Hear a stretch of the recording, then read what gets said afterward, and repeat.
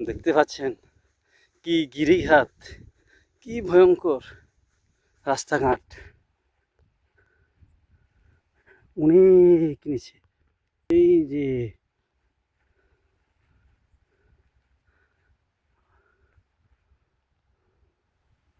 ওই যে দূরে দেখেন এক বড় পাহাড়।